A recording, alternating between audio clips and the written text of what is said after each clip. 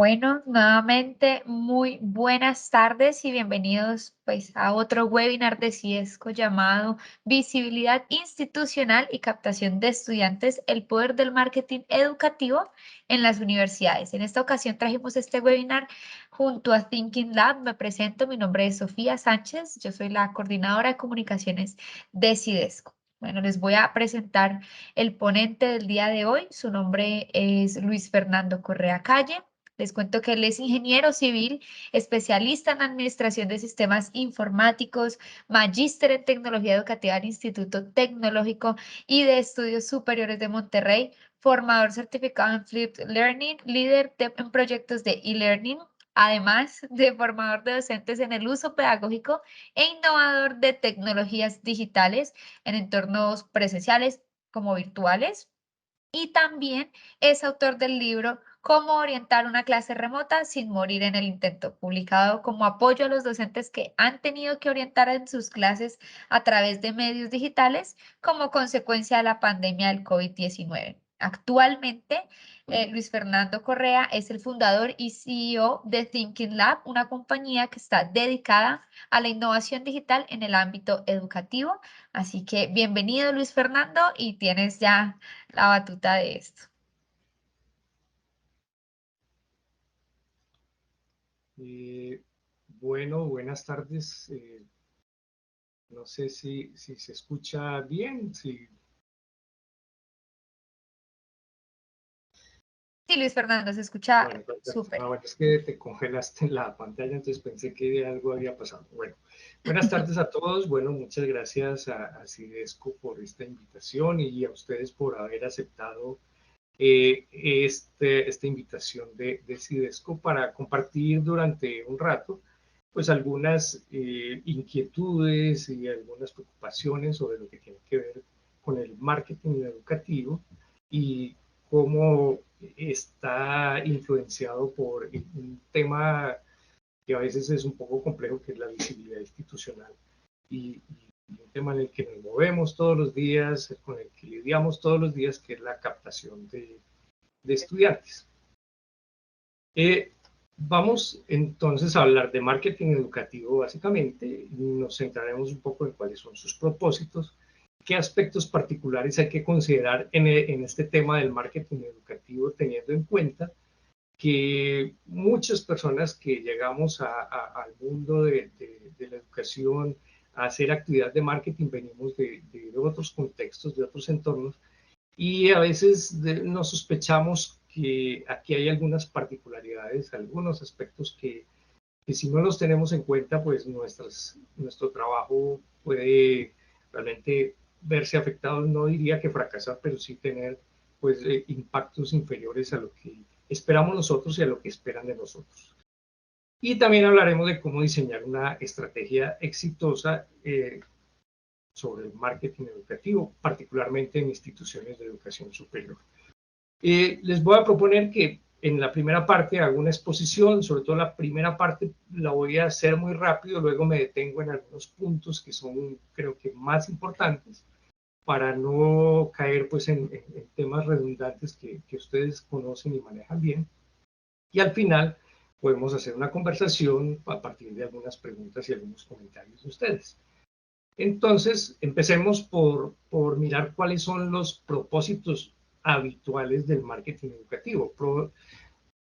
Probablemente en algunas instituciones de educación superior pues puedan tener algunos otros propósitos particulares, pero les aseguro que en términos generales nos movemos en todos los casos alrededor de estos que les voy a mostrar acá. Quizá el más importante y donde se hace más énfasis y donde tenemos cada vez mayor dificultad es en lograr nuevas matrículas, tanto en pregrado como en posgrado y, por supuesto, en educación continua. Es posible que en algunas instituciones de educación superior esto esté separado y las tareas de marketing estén separadas en las de pregrado con las de posgrado, y a veces incluso las de educación continua no están muy articuladas con el resto del trabajo que se hace en marketing y se aísla un poco y tienen más dificultad. Y esto hay que aplicarlo a los antiguos programas que normalmente ofrece la universidad, pero también a los nuevos programas. Y hago énfasis en esto porque a veces caemos en una pequeña trampa. Cuando la universidad ofrece un nuevo programa, creemos que se ajusta perfectamente a los modelos, a los esquemas que venimos trabajando para los programas más tradicionales. Sin embargo, tienen alguna dificultad particular, y es que los nuevos programas en algunos casos no, la comunidad, la sociedad no asocia algunos nuevos programas que están relacionados con algunas disciplinas nuevas con lo que hace la universidad, y eso pues tiene una dificultad. Y por otro lado, algunos nuevos programas tienen unas denominaciones particulares muy diferentes a las que hemos manejado, y eso hace que estemos hablando de productos nuevos que la comunidad no conoce. Una cosa es ofrecer un programa de medicina, de contaduría, donde en términos generales la comunidad, la sociedad, los jóvenes saben de qué se trata. Y otra cosa es, por ejemplo, empezar a ofrecer programas que tienen que ver con ciencias de datos, con mecatrónica, con Big Data, con Internet de las Cosas, que son programas que para mucha gente no tienen un significado muy claro de qué se trata. Bueno, por otro lado, otro propósito que buscamos en el marketing educativo es la fidelización, principalmente de los estudiantes, o sea, las personas que ya se han vinculado a la universidad. No es suficiente con eso. Para muchos, el ciclo de proceso de trabajo de marketing termina cuando el estudiante se matricula en la universidad. Pero resulta que no, o sea, sabemos que las cifras de deserción son muy altas, y esto tiene un costo muy alto para la universidad. Una universidad que tiene restringido el número de cupos de admitidos que puede tener en un semestre determinado para un programa académico, pues tiene un impacto muy grande cuando semestre a semestre va teniendo deserción, y esa deserción es significativa. Entonces, pues lo que buscamos al fidelizar los estudiantes es reducir la deserción. ¿Cómo? Pues generando una percepción de la calidad de lo que hace la universidad. No es suficiente con que la universidad tenga muchos avisos diciendo que tiene una acreditación de alta calidad como institución, o que el programa académico tiene acreditación de alta calidad, porque eso, si el estudiante que ya está matriculado allí no lo percibe, no tiene, digamos, evidencia de ello en su día a día, o no lo cree, o no lo siente, pues entonces digamos, hay más posibilidades y más probabilidad de que ese estudiante en un momento dado, ante alguna dificultad, ante alguna situación particular, decida retirarse de la universidad. También es importante, para reducir esa deserción, que haya una valoración de los servicios que ofrece la universidad.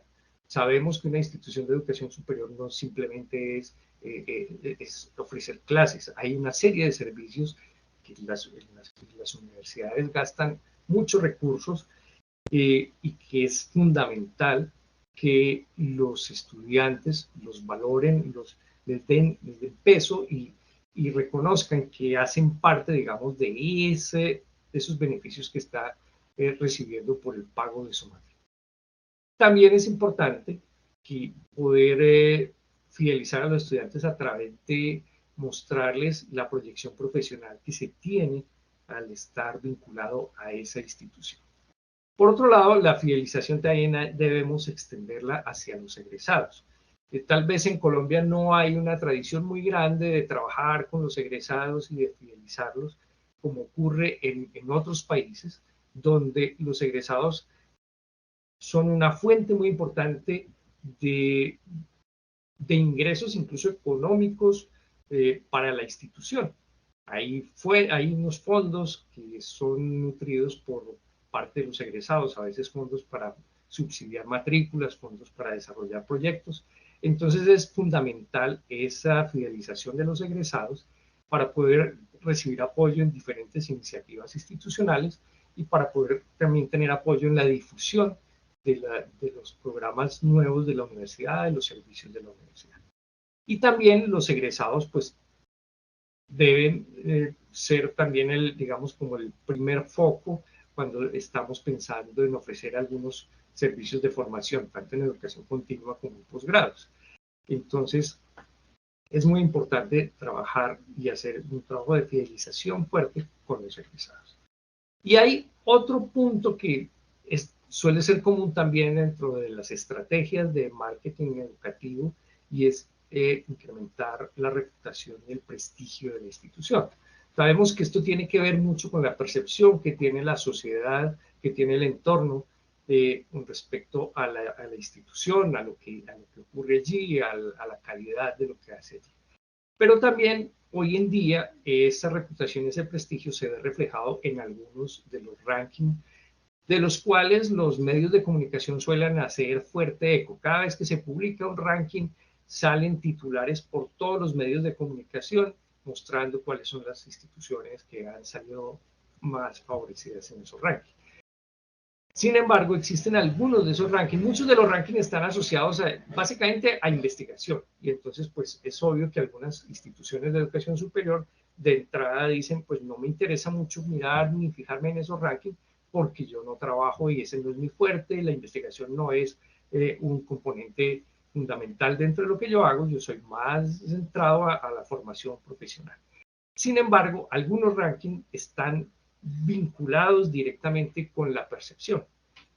Uno de ellos es, por ejemplo, el QS, que es un ranking que tiene una versión particular para Latinoamérica. Han tenido que incluir algunos indicadores específicos porque las universidades de Latinoamérica pues tienen unas particularidades que no comparten con otras instituciones de educación superior del resto del mundo. Y uno de los factores que tiene en cuenta este ranking, que de hecho tiene un peso del 30%, que no es nada despreciable, es el de la reputación académica. Y la reputación académica se mide básicamente a partir de la percepción que tienen más de 130.000 académicos que ellos encuestan año tras año en el mundo sobre todas las instituciones de educación superior. Por lo tanto, para nosotros es importante poder lograr que haya una percepción de nuestra existencia y de la calidad del trabajo que hacemos. Entonces, es importante para este ranking. Este ranking también tiene en cuenta otro factor importante que es la reputación en empleadores, que tiene un peso del 20%, que también no es despreciable y estos dos ya suman el 50% del ranking como tal. Y este se mide a partir de la percepción que tienen más de 75.000 empleadores en el mundo. Entonces también es muy importante pues trabajar alrededor de generar una buena percepción de nuestra institución. Hay otro ranking que es el ranking Shimago, que si bien está muy centrado y tiene mayor peso en lo que tiene que ver con la investigación, tiene un factor de impacto social que pesa el 20%. Ese factor de impacto social se mide básicamente por la visibilidad en la web que tiene nuestra institución.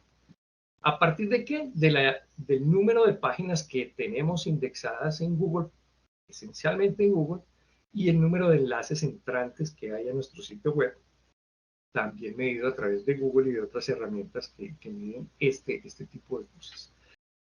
Los enlaces entrantes se consideran en la web básicamente como un voto de confianza que hace un sitio web sobre otro, pero ese voto de confianza tiene mayor peso si la reputación del sitio original es mayor. Y entonces eso hace que cualquier enlace, no se trata simplemente de tener muchos enlaces, sino de tener enlaces de mucha calidad hacia nuestro sitio web. Hay otro ranking también muy importante que es muy conocido y muy manejado en el medio universitario porque mide la presencia de las instituciones, de todas las instituciones del mundo en la web. Es el ranking Webometrics. Este tiene específicamente un factor que se llama visibilidad web, que pesa el 50%, es un peso muy alto. En versiones anteriores tenía un peso inferior, ahora ya pesa el 50% y está basado básicamente en la cantidad de contenido institucional que tenemos publicado en la web y de nuevo en la cantidad de enlaces entrantes también, de nuevo a partir de la reputación de los sitios de origen. Bueno, ahora veamos un poco el contexto en el que nos movemos, el contexto que está definiendo nuestro trabajo del marketing educativo. Estamos hablando de un contexto que es cambiante, que está cambiando a una alta velocidad, tanto desde el punto de vista tecnológico o principalmente desde el punto de vista tecnológico. Todo el contexto de la educación está cambiando radicalmente y seguramente todos ustedes habrán escuchado últimamente, por ejemplo, todo lo que está pasando con la inteligencia artificial desde finales del año pasado en adelante, pues eso viene desde mucho más atrás, pero el impacto más fuerte está viéndose ahora porque ya se están viendo situaciones mucho más complejas para los profesores, para las instituciones, pero también más oportunidades. Ese cambio también tiene que ver con lo social, con lo cultural y con lo económico. Estamos hablando de un cambio que es impredecible, o sea, es difícil poder estimar qué va a pasar dentro de 6 meses o dentro de un año. Además es inédito, estamos viviendo cosas que no hemos vivido nunca en la historia de la humanidad, hay unos cambios exponenciales muy fuertes. Y por otro lado, pues el contexto cada vez es más digital, todo el entorno en el que nos movemos cada vez es más digital.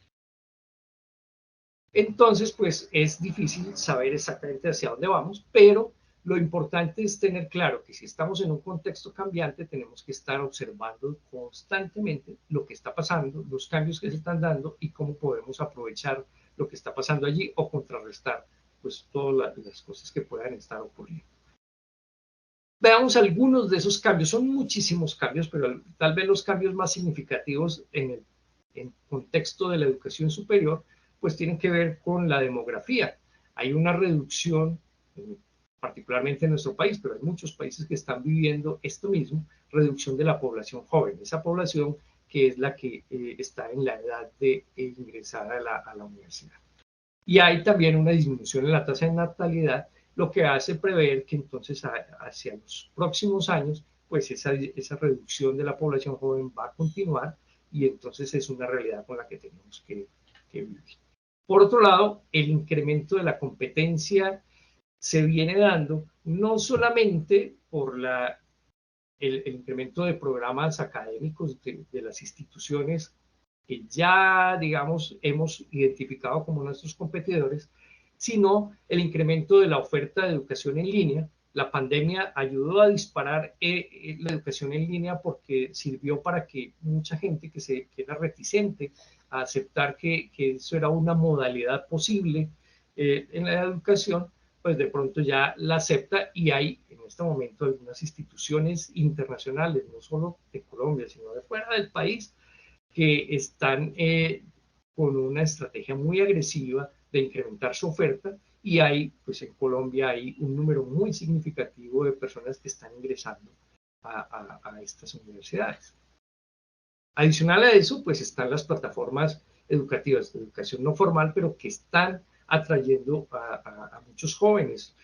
Plataformas como Platzi, algunas plataformas que tienen que ver con los cursos MOOC, que digamos que se venden como gratuitos, pero que a la hora ya de entregar algún certificado cobran un valor, pero son plataformas que están atrayendo a los jóvenes porque la promesa es que en mucho menor tiempo de lo que se toma a realizar una carrera universitaria, pues se tiene una preparación, sobre todo en un tema específico, en áreas donde hay una fuerte demanda laboral.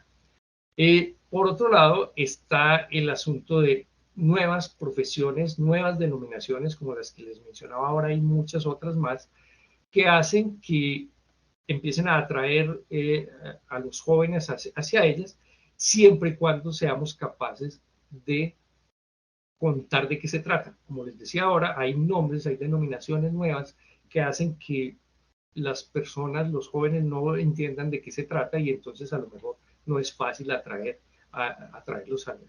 Pero si logramos explicar de qué se trata, mostramos todas las posibilidades que tienen en el campo laboral, pues es posible que allí haya un mercado creciente, pero entonces eso hace también que se disminuya la demanda de profesiones más tradicionales.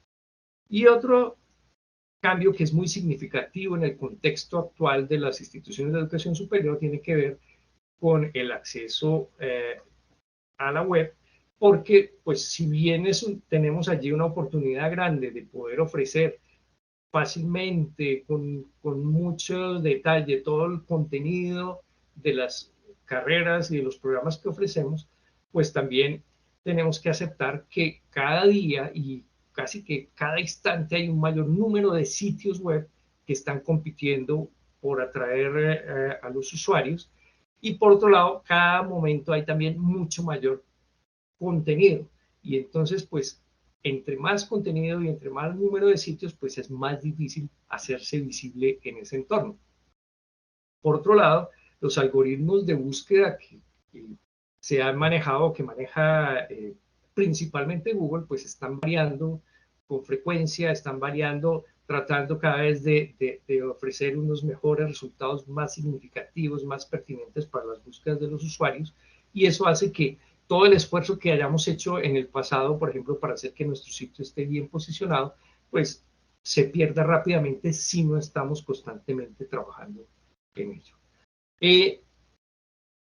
Por otro lado, pues también hay un cambio en los modos y hábitos de uso, la forma como la gente está usando la web, cómo hace búsquedas, cómo navega, está cambiando, y eso hace pues también que el diseño de los sitios, que la construcción de los contenidos pues esté cambiando. Otro aspecto importante que tenemos que considerar tiene que ver con las audiencias. Digo las audiencias porque es fundamental que diferenciemos entre los grupos hacia los que nos dirigimos cuando publicamos contenido en diferentes espacios web y en las redes sociales. Hay que diferenciar los mensajes que comunicamos, el lenguaje que utilizamos no es lo mismo.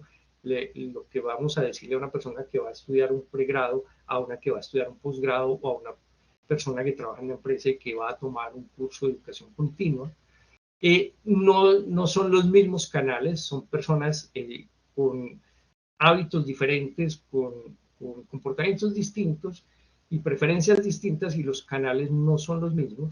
Y lo mismo es la frecuencia de interacción, también tiene que variar dependiendo de la audiencia.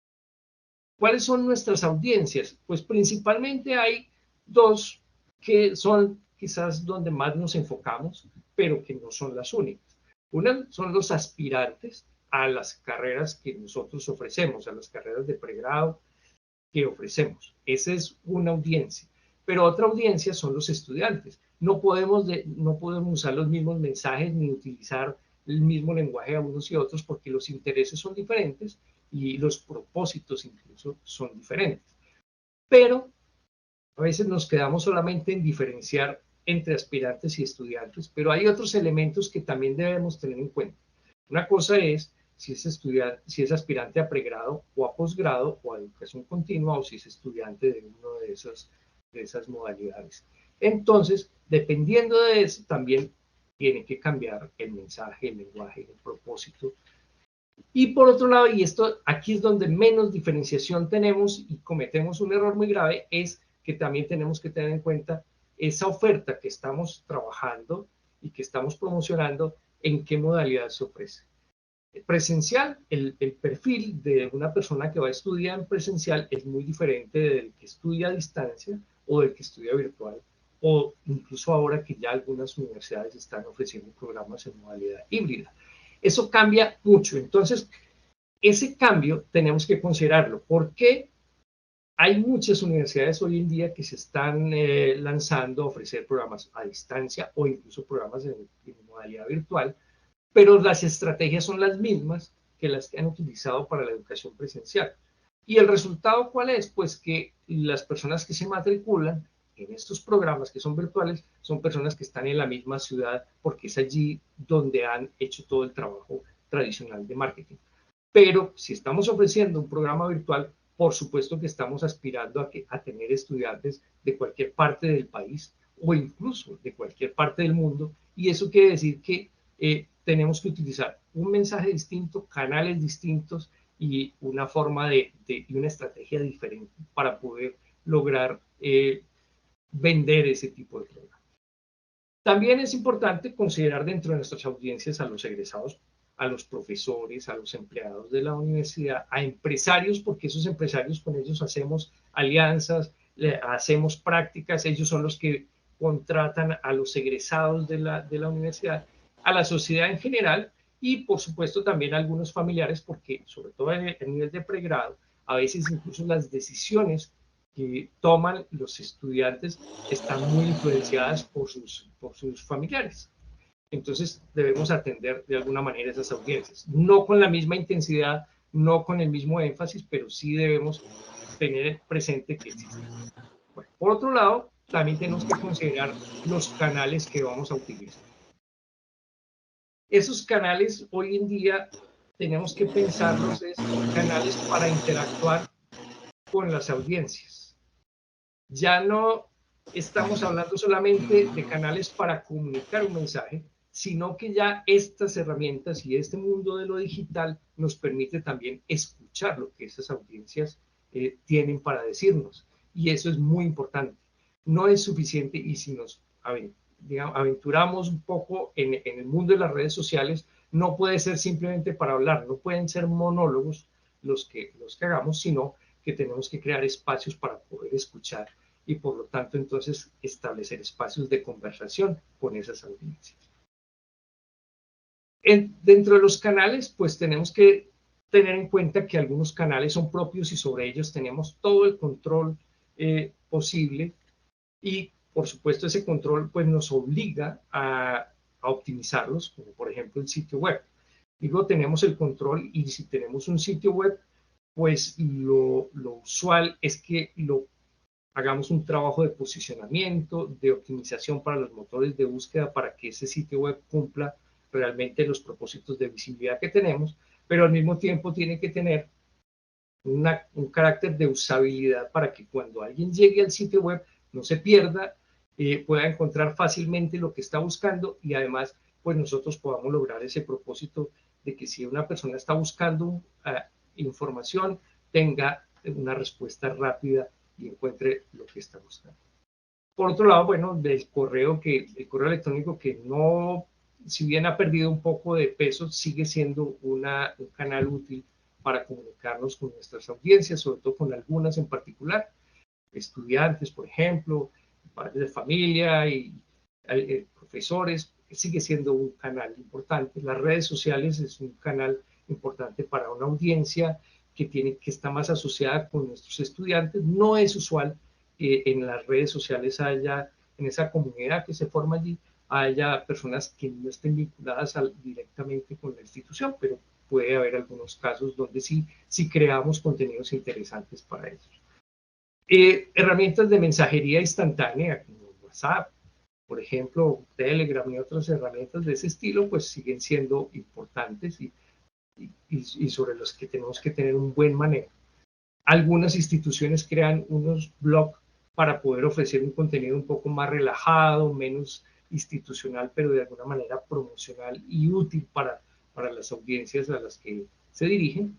Hay otros canales que son pagos, que pues si son bien manejados, si son bien utilizados, pueden tener un beneficio importante, sin embargo, pues se hace cada vez más difícil de gestionar, como por ejemplo, pues tener campañas en los buscadores o tener publicidad en otros sitios web o campañas con avisos publicitarios en las redes sociales, utilizar algunas web aliadas que se especializan en algún tipo de contenido y donde pueden publicar periódicamente contenido nuestro, de nuestras carreras, de nuestro quehacer, y pueden ser en un momento dado importantes, sobre todo si, por ejemplo, nuestro sitio web es débil en temas de posicionamiento, a veces las web aliadas pueden ser un buen camino para poder suplir esa falencia de una manera rápida, porque todas las actividades de SEO, de mejoramiento para los motores de búsqueda no tienen un impacto inmediato.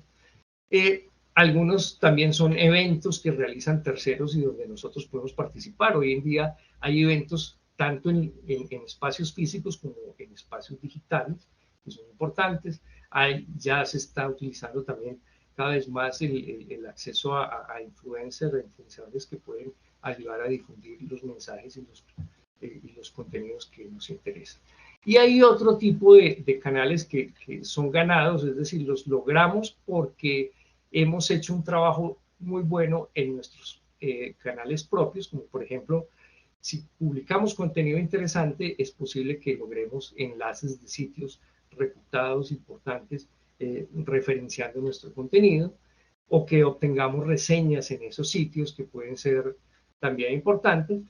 Ganamos seguidores en las redes sociales, también si hacemos algo útil y valioso, logramos menciones también en esas redes sociales y en otros sitios, y podemos también lograr testimonios de manera espontánea, no necesariamente pues contratados o comprados, sino espontáneos y naturales que tienen un peso y un valor mucho mayor. Bueno, por otro lado, tenemos que identificar la situación actual, y eso es muy importante porque todos ustedes vienen haciendo un trabajo desde hace mucho tiempo, pero es importante que ese trabajo se evalúe, se revise para poder identificar si lo que estamos haciendo está teniendo realmente impacto o si es posible mejorarlo. Entonces esto requiere pues hacer un análisis de la situación externa. Importante entender bien cuál es el mercado potencial hacia donde estamos apuntando. Esto es importante también diferenciarlo, o sea, cuál es el mercado potencial en pregrado, en posgrado, en educación continua. También, y esto es más importante, como les decía hace un momento, en qué modalidad estamos tratando de tener ese mercado, o sea, porque no es lo mismo. O sea, la persona que se vincula a un programa virtual es muy diferente de la persona que se vincula a un programa presencial.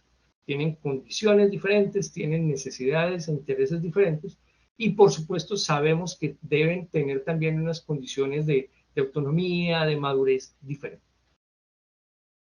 Y pues es importante que podamos perfilar a cada uno de estos grupos, cada uno de estos segmentos, dónde están ubicados, qué perfil tienen, qué les interesa, cuáles son sus hábitos, cuáles son sus necesidades para poder responder rápidamente a eso. Entonces necesitamos tener muy claro para cada uno de los programas que tenemos cuál es la situación.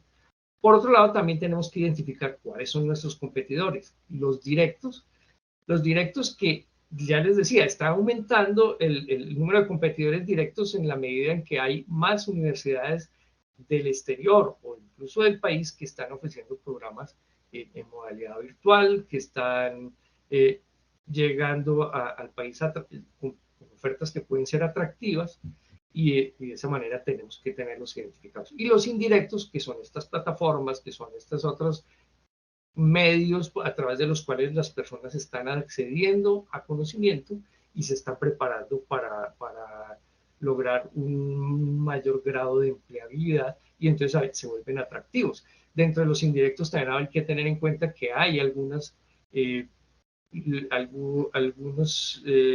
organizaciones que están promoviendo el tema de emprendimiento para personas que no tienen una formación profesional. Eso pues podemos discutirlo y si es bueno o si es malo.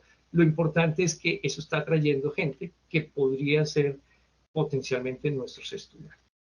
Y entonces, pues tenemos que identificar para eso, ambos competidores cuál es la oferta, qué es lo que están ofreciendo, cuál es la visibilidad que ellos tienen con respecto a la nuestra, porque eso puede ser la razón por la que una persona termine decidiendo estudiar en una institución o en otra, porque en una búsqueda apareció varias veces, apareció siempre y nuestra institución no apareció, por ejemplo.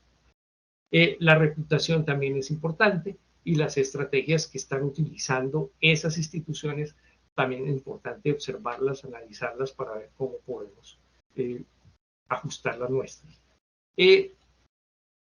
Por otro lado, tenemos que mirar la situación interna y tenemos que valorar entonces cuál es el grado de visibilidad que está teniendo nuestro sitio web, nuestros contenidos, qué tan indexado está, o sea, cuántos de nuestros contenidos están ya registrados o indexados en Google y qué posicionamiento están teniendo.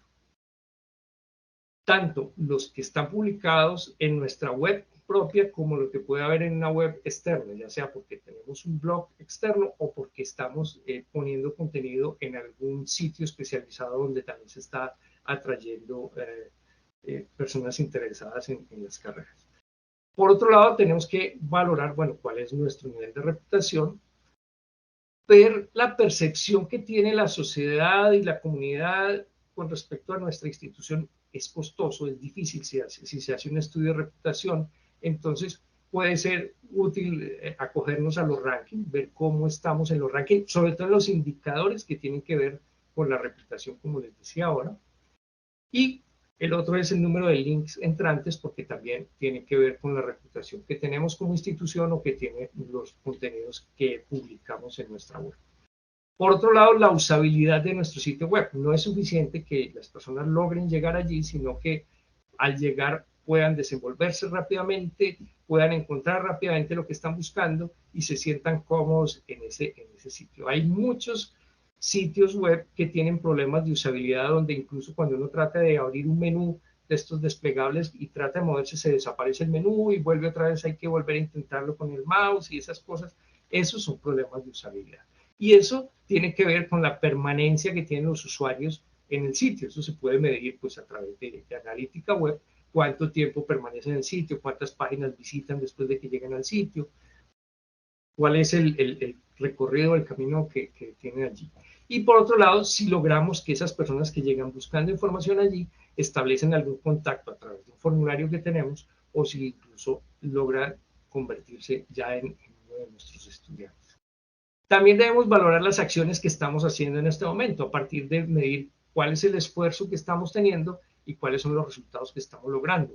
O visto también de otra manera cuantitativa, es cuánto nos cuesta cada una de las acciones que estamos haciendo y cuál es su efectividad.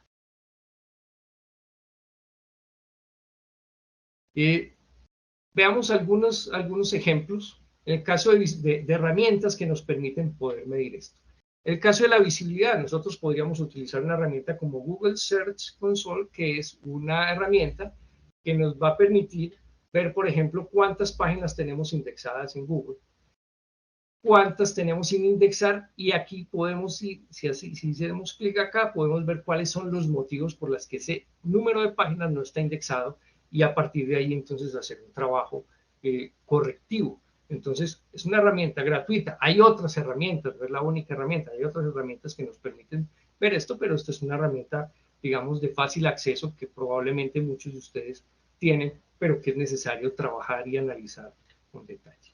Otra que tiene que ver con la visibilidad, pues digamos que uno haría búsquedas, y en las búsquedas mira cuáles son los primeros resultados y buscaría en qué posición estoy frente a los competidores o frente a otros sitios. Eso es algo común. A veces es más fácil hacerlo, buscar el posicionamiento usando también herramientas como Google Search Console, porque yo podría mirar acá, bueno, cuál es la primera, cuál es la segunda y cuál es mi posición.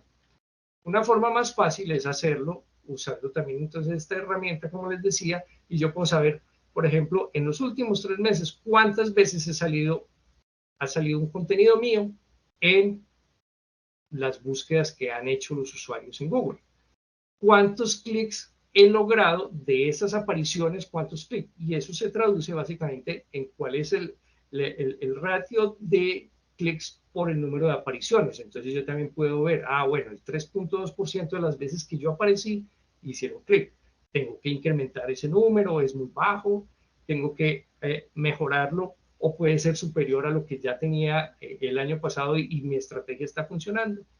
Y otra cosa importante es los contenidos míos, en qué posición en promedio están saliendo en los resultados de búsqueda. Entonces, esto es un indicador que me dice, tengo que mejorar este tema. Bueno, la reputación, pues puedo basarme en algunos rankings. Entonces yo puedo ir a buscar, por ejemplo, este ranking que es el QS, puedo ir a buscar, este es el marcador, digamos, el puntaje general, pero podría ir a buscar el puntaje específico. Recuerden que hay 2 indicadores que están asociados con la reputación, entonces podría ir a buscar y analizar esos valores para poder identificar dónde estoy fallando o dónde tengo que mejorar. Si estoy mirando el decimago, pues igual también puedo ver el general o puedo ver lo específico. Si estoy viendo Webometrics, también podría verlo en específico el de impacto o en general. Y eso es importante porque me permite entonces ver si mis estrategias están funcionando o no están funcionando.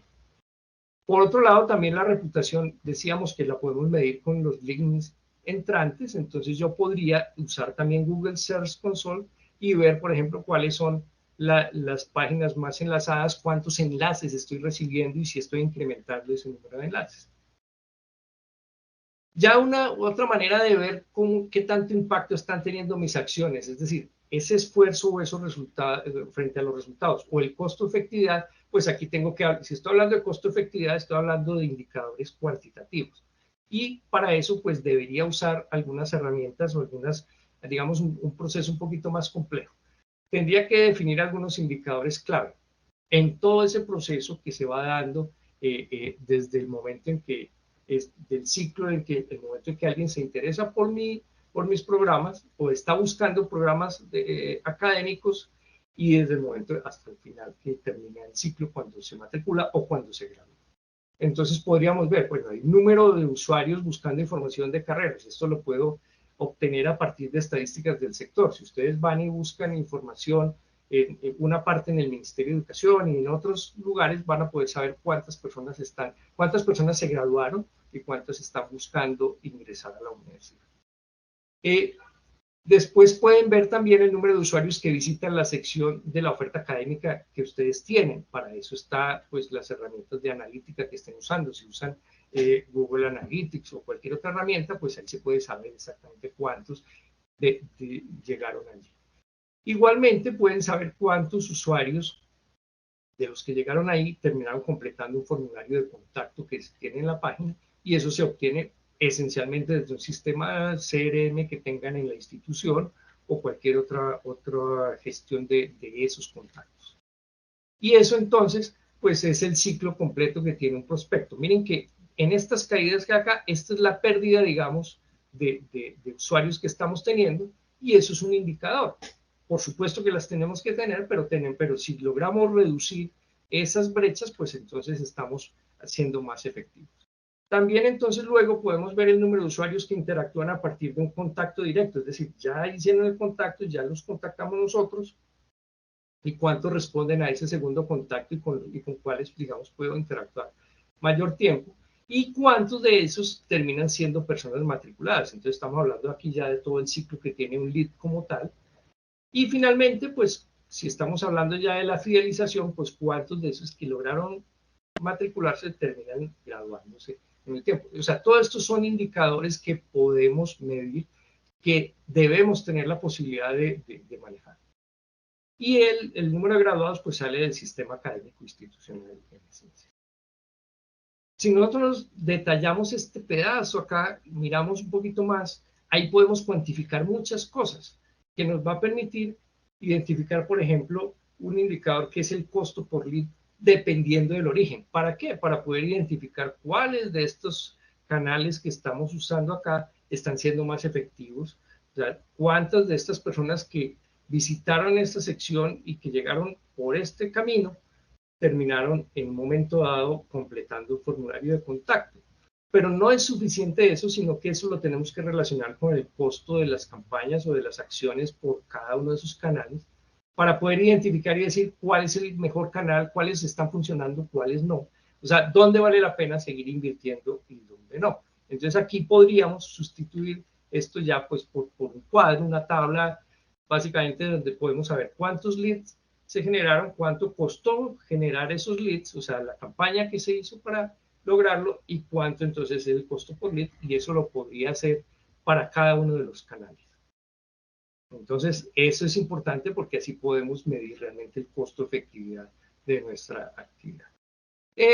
La situación actual entonces se resume básicamente en una matriz de DAFO o FODA, como lo quieran llamar ustedes, que lo que hace es, tenemos que identificar cuáles son nuestras debilidades, o sea, cuáles acciones estamos haciendo internamente que están arrojando muy pocos resultados y debemos mejorar. Cuáles son las carencias que tenemos nosotros de recursos y de conocimiento y de herramientas para poder desarrollar nuestra estrategia de marketing. Por otro lado, también tenemos que ser conscientes y reconocer cuáles son las fortalezas que tenemos, ¿verdad? Cuáles de las acciones que estamos haciendo están dando buenos resultados y vale la pena replicar y fortalecer. Y cuáles recursos, qué conocimiento y qué herramientas de los que tenemos están ofreciéndonos una ventaja competitiva. Por otro lado, tenemos que mirar hacia afuera y poder identificar entonces cuáles son esos factores externos que representan una amenaza, o sea, que pueden impedir en un momento dado que alcancemos los propósitos que tenemos o lograr los resultados que esperábamos. Pero también, mirando hacia afuera, podemos identificar oportunidades y poder identificar entonces cuáles son las condiciones externas que podríamos aprovechar para maximizar los resultados que estamos buscando. Y con esto entonces construimos la estrategia. La estrategia entonces se formula a partir de esa matriz, por supuesto, planteando acciones que nos permitan superar las debilidades, acciones que nos permitan potenciar lo que tenemos fuerte, lo que hacemos bien, y también algunas actividades y algunos caminos para poder contrarrestar las amenazas que tenemos desde el exterior y aprovechar las oportunidades que se nos ofrecen. Y entonces para eso pues formulamos detalladamente la estrategia, que es básicamente definir unos propósitos de marketing y una hoja de ruta de cómo llegamos allá. Y entonces, pues lo que hacemos es plantear, bueno, cuáles son esos objetivos que queremos lograr. Normalmente los objetivos los medimos a partir de unos indicadores muy claros, muy puntuales, o sea, que sean cuantificables. No es simplemente propósitos que sean muy subjetivos, sino que sean objetivos, y para eso entonces se usan pues los famosos KPI, que básicamente son pues indicadores de desempeño, que son esenciales del desempeño. Para ello entonces tenemos que tener claro cuál es el mercado potencial al que vamos a trabajar, definiendo claramente cuáles son los segmentos y los perfiles a los que vamos a llegar, con qué mensajes pretendemos llegar, o sea, con qué frecuencia pretendemos emitir esos mensajes y en qué formatos vamos a hacer esos mensajes, si son artículos, si son videos, si son simplemente pequeñas imágenes y mensajes que van en las redes sociales. ¿Cuáles son los canales que vamos a utilizar, tanto los propios como los externos, que vamos a utilizar para poder llegar a ese mercado potencial? Y todo eso se debe armar en un plan de acción donde se definen exactamente las actividades que vamos a realizar, en qué momento las vamos a realizar, quiénes son los responsables y cuánto cuesta eso. Y todo eso no tendría sentido si no definimos claramente cuáles son las herramientas que queremos o que tenemos disponibles y que necesitamos para poder lograr hacerlo, y cuál es el seguimiento que le vamos a hacer. Un plan, una estrategia de marketing educativo sin seguimiento carece de sentido. Entonces, en esencia, eso era lo que quería compartirles. Probablemente muchas de las cosas que les he dicho, quizá la mayoría ustedes ya las manejan. Otras quizás no, hay algunos puntos por ahí donde he llamado la atención y donde he hecho algunos comentarios, y probablemente pues haya alguna inquietud en este momento que haya surgido de esto que he comentado. Veía hace un momento que preguntaban por las diapositivas. Estas diapositivas se las enviará Cidesco en estos días para que ustedes las tengan y puedan utilizarlo, y esto les sirva realmente para enriquecer su trabajo. Muchísimas gracias, Luis Francisco. No sé si alguien de aquí de la reunión tenga alguna duda, algún apunte que quiera aportar a la ponencia.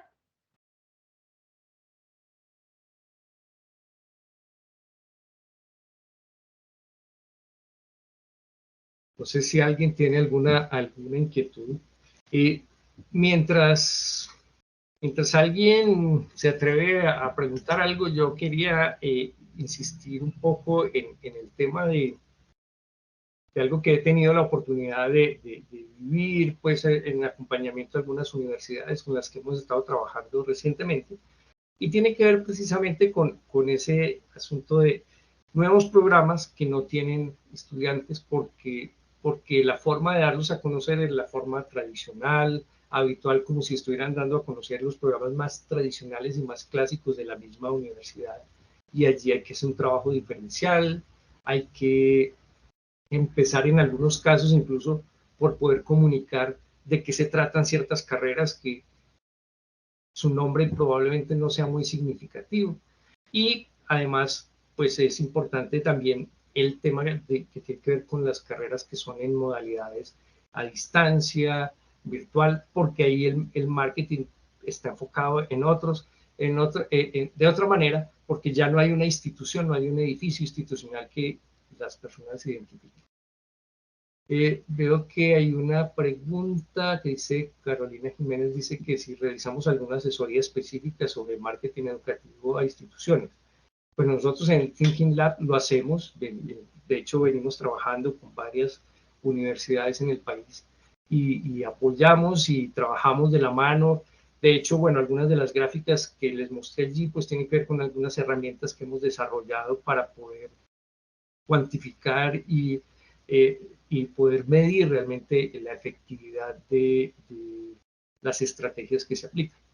Lo otro, hay muchas cosas que son muy comunes que aplica todo el mundo en el medio, pero hay otros aspectos donde tenemos mucha experiencia y tenemos pues información muy actual de lo que está pasando en todo el mercado académico y educativo en general en el país. Creo que alguien que tiene la mano levantada, ya te digo quién es Carolina Rojas. Entonces, Carolina, si tienes algo por comentar, bien puede.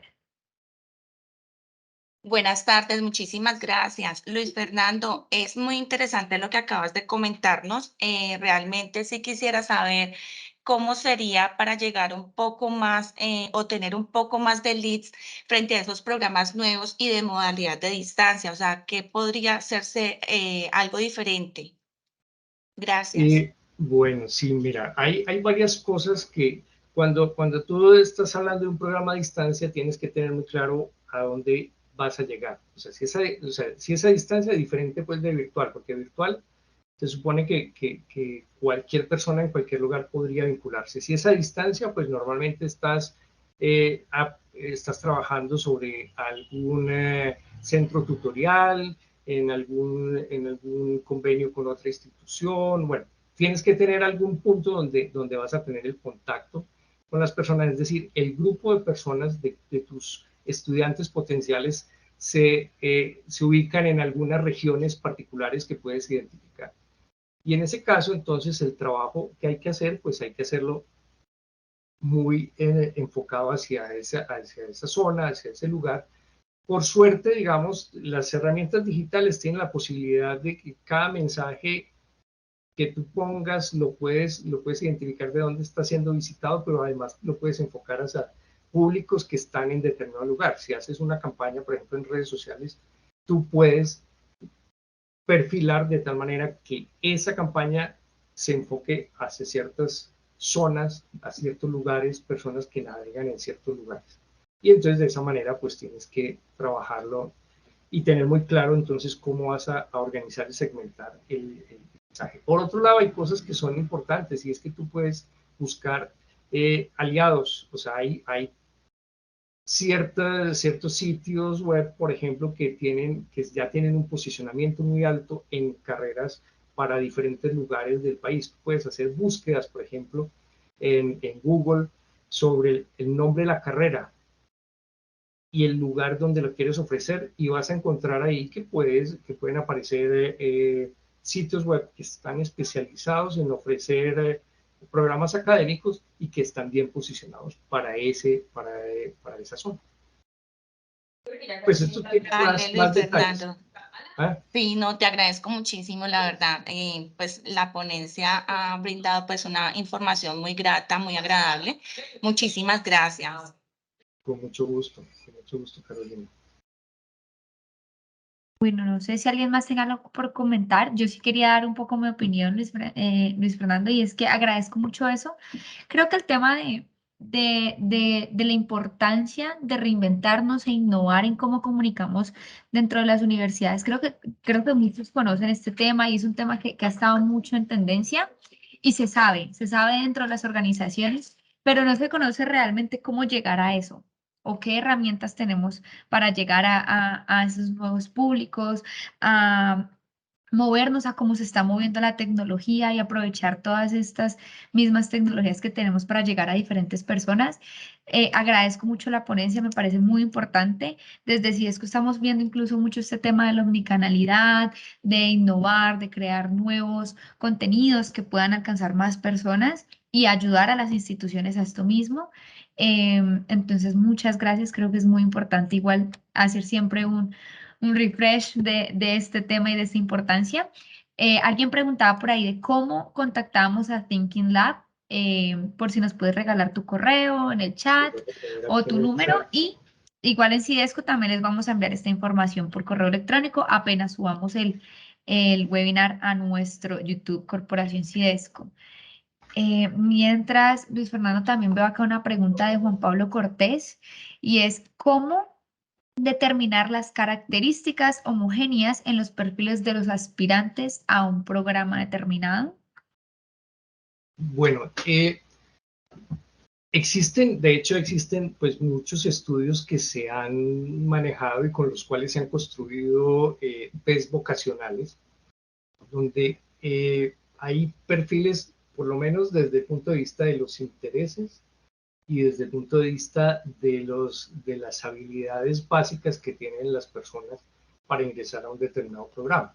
Normalmente eso se estudia y se maneja cuando se hace todo el estudio de mercado de la carrera. Y bueno, pero eso no es suficiente en este caso porque hay que mezclarlo con la modalidad, como les decía ahora, es decir, las personas que están estudiando en modalidad presencial y que prefieren la modalidad presencial, normalmente tienen un perfil muy diferente de las personas que prefieren la modalidad virtual o la modalidad a distancia, ¿sí? Porque, bueno, en algunos casos los que prefieren la modalidad a distancia es porque no tienen ninguna otra alternativa, pero normalmente si una persona tiene la posibilidad de escoger entre uno y otro, pues son perfiles distintos. Por ejemplo, entonces la persona que está dispuesta a estudiar en modalidad virtual, se trata de una persona que tiene más desarrollada la autonomía, que tiene un grado de madurez mayor, porque es capaz de asumir una modalidad donde buena parte del trabajo depende de sí mismo, es decir, puede que haya algunas sesiones sincrónicas, porque en algunas modalidades virtuales hay sesiones sincrónicas, pero la mayor parte del trabajo se realiza de manera asincrónica y es responsabilidad del estudiante. Mientras que, por ejemplo, en la educación presencial, pues es obvio que todo está regulado por un horario, aunque cada vez las universidades flexibilizan más su trabajo, pero de todas maneras está regulado y está definido por un horario. Hay todavía pues una exigencia en muchas universidades de la asistencia a la clase y ese tipo de cosas, entonces pues ahí ya también el perfil es diferente. Eh, en el tema también de la educación virtual, pues se requiere que la persona tenga buenas condiciones de conectividad, que tenga un buen equipo, pese a que hay posibilidades y algunas instituciones tratan de promover que las personas puedan acceder a educación virtual usando su smartphone y esas cosas, pues no deja de tener algunas limitaciones y dificultades. Y si es en el caso de la educación híbrida, que ahora hay unos nuevos, muy poquitos, pero hay programas ya en el país donde incluye una parte de presencialidad y una parte de virtualidad, pues ahí es otra característica, se trata más de personas que requieren, porque trabajan o porque hacen otras actividades, cierta flexibilidad, por ejemplo, un deportista, un artista que al mismo tiempo quiere formarse, pues entonces requiere flexibilidad en su horario y entonces pero le interesa asistir presencialmente a algunas actividades. Y no sé si, bueno, veo que Juan Pablo Cortés también pregunta qué marco teórico se puede usar para determinar la estrategia a usar en la gestión para incorporación de nuevos estudiantes. Bueno, a ver, la verdad es que documentos y documentación teórica sobre el marketing educativo es muy nueva, es muy reciente, y mi opinión de todo lo que yo he conocido es muy genérica. Es decir, son adaptaciones más o menos genéricas de lo que es el marketing digital y el marketing tradicional hacia la educación. Pero Una cosa que yo no he encontrado allí, por ejemplo, es esa diferenciación de los perfiles según la modalidad de la que va a estudiar la persona. O no he visto una diferenciación significativa, por ejemplo, en cuanto al nivel de formación. De eso no se habla de cosas más generales y normalmente se considera al estudiante y se construye la idea, aunque existe pues ahí toda la teoría sobre el buyer persona para perfilarlo, pero no se definen perfiles diferentes, es decir, realmente son clientes distintos que hay que tratar de manera distinta y a los que hay que comunicar de manera muy distinta. Entonces, sobre eso no hay mucha documentación específica, escrita, que pueda servir como marco teórico para poderlo construir. Nosotros lo que hemos hecho es, a partir de la experiencia, a partir de analizar mucha información, porque tenemos una suerte. Nosotros contamos con un portal donde está toda la oferta educativa del país en educación superior, tanto en pregrado como posgrado. Y allí tenemos la posibilidad de ver todo lo que pasa todo el tiempo, los perfiles de las personas que solicitan información de diferentes carreras en diferentes lugares del país y de diferentes niveles. Y lo que hemos estado haciendo todo este tiempo es analizando a fondo esa información, con lo cual hemos construido algunas herramientas. Creo que por ahí veía una pregunta también sobre qué herramientas usamos, y la verdad es que hemos ido construyendo unas herramientas digitales que facilitan la cuantificación. Una estrategia de marketing que no se mida de manera cuantitativa, pues la verdad va a tener poca posibilidad de que sea efectiva, porque estamos hablando de números. Aquí hay números detrás de todo lo que pasa, hay números, y si no analizamos números, que para algunos puede ser un poco pesado y terrible, si no analizamos esos números no sabemos realmente qué pasa, no conocemos realmente lo que está pasando en el mercado. Lo que hemos hecho es crear unas herramientas que facilitan el análisis de esos números para que no haya que hacer un trabajo pesado, sino que simplemente con unas plantillas se llena una información que se extrae de las herramientas que les mostraba hace un momento, de herramientas que están, de analítica, herramientas del CRM, de herramientas que están a disposición de la institución, y simplemente llenando unas plantillas pues se tienen unos indicadores con los cuales se pueden tomar decisiones.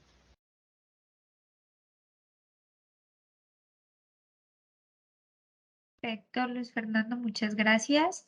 No sé si alguien más tenga una pregunta o una inquietud respecto a la ponencia. Tenemos un momento a ver si alguien más tiene otra duda. Sí, de todas maneras recuerden que si las diapositivas las van a tener, entonces pues se les va a entregar las diapositivas, porque pues creo que son útiles, les van a servir, y están los datos, mis datos están allí en el chat para que quien quiera contactarme a través de correo electrónico o a través de WhatsApp o a través de una llamada por el celular, pues podemos hacerlo. Y si alguien requiere de pronto una conversación más puntual, más detallada, también podemos hacer alguna sesión virtual y conversamos. Igual, pues con Cidesco pues tenemos una alianza, un trabajo muy cercano que ya venimos haciendo desde el año pasado, y pues a través de Cidesco también podemos hacer pues cosas. Pues tenemos para las universidades que están vinculadas a Cidesco, tenemos unas condiciones favorables, particulares, pues gracias precisamente a esa alianza que tenemos. Y eso es correcto, Luis Fernando. Nosotros el año pasado fue que nos unimos realizando un taller para las universidades de Cidesco. Entonces, en estos momentos tenemos una alianza con Thinking Lab para las universidades que pertenecen actualmente a Cidesco. Igual, pues este tipo de espacios son para todas las instituciones. La información como las diapositivas y los contactos de Luis Fernando se les hará llegar a sus correos. El día de mañana les recuerdo que la grabación de este webinar se va a subir a nuestro canal de YouTube Corporación Cidesco, así que va a estar disponible en el correo que les enviaremos. También estará el enlace a ese webinar por si necesitan refrescar algo de toda la ponencia. Luis Fernando, muchas gracias nuevamente. Muchísimas gracias por esto, Sofía, muchas por el gracias. trabajo en conjunto, por sacar el espacio, y muchas gracias a todos ustedes por haber asistido a este webinar. los invito a seguirnos en todas nuestras redes sociales. Ahí van a encontrar muchísima información sobre diferentes webinars que vamos a realizar, sobre los próximos premios a docentes que dentro de poco vamos a abrir la convocatoria. Nos pueden encontrar como @ccidesco en Instagram, Corporación Cidesco en Facebook y en nuestra página web como cidesco.org.co, perdón, para que estén muy pendientes. Creo que por aquí alguien intentó echar la manito, pero la bajó de una. Igual Luis, igual Luis Fernando, muchas gracias por sacar el espacio. Bueno, Sofía, muchas gracias a todo el equipo de Cidesco y muchas gracias a todos los asistentes. Espero que haya sido útil esta charla y que si alguien pues tiene inquietudes podamos seguir esta conversación. Sí, señor, muchas gracias. Espero que estén muy, muy, muy bien y nos vemos en una próxima ocasión. Que tengan un excelente resto de día. Nos vemos. Bueno, hasta luego.